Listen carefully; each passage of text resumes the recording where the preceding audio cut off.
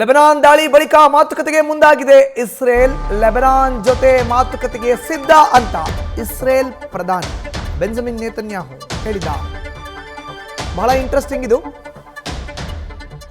ಯಾವಾಗ ಲೆಬನಾನ್ ದಾಳಿ ಬಳಿಕ ಮಾತುಕತೆಗೆ ಇಸ್ರೇಲ್ ಮುಂದಾಗಿದೆಯೋ, ಲೆಬನಾನ್ ಜೊತೆಗೆ ಮಾತುಕತೆಗೆ ಸಿದ್ಧ ಅಂತ ಇಸ್ರೇಲ್ ಪ್ರಧಾನಿ ತಿಳಿಸಿದ್ದಾರೆ. ಹಿಜ್ಬುಲ್ಲಾವನ್ನ ನಿಶಸ್ತ್ರಗೊಳಿಸೋದು ಮಾತುಕತೆಯ ಉದ್ದೇಶ.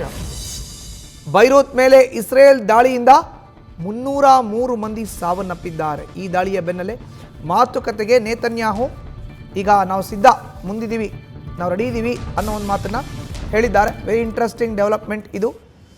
ಈಗ ಇಸ್ರೇಲ್ ಅಮೆರಿಕ ಜಂಟಿಯಾಗಿ ಇರಾನ್ ಮೇಲೆ ಯುದ್ಧವನ್ನು ಮಾಡ್ತಾ ಇತ್ತು. 2 ವಾರಗಳ ಕಾಲ ಕದನ ವಿರಾಮ ಆಗಿದೆ. ಇವತ್ತು ಏಪ್ರಿಲ್ 10ನೇ ತಾರೀಕು ಪಾಕಿಸ್ತಾನದ ಇಸ್ಲಾಮಾಬಾದ್ನಲ್ಲಿ ಉಭಯ ರಾಷ್ಟ್ರಗಳ ನಾಯಕರನ್ನ ಕರೆದು ಪಾಕಿಸ್ತಾನ ಮಧ್ಯಸ್ಥಿಕೆಯಲ್ಲಿ ಮಾತುಕತೆಯನ್ನು ಮಾಡೋದು ಇದೆ.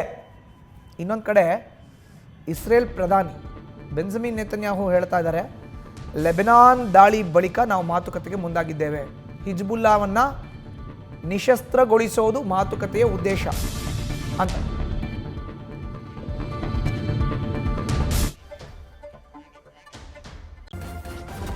ನ್ಯೂಸ್ ಫಸ್ಟ್ ನಿರ್ಭೀತಿಯಿಂದ ನಿಮ್ಮ ಪರವಾಗಿ.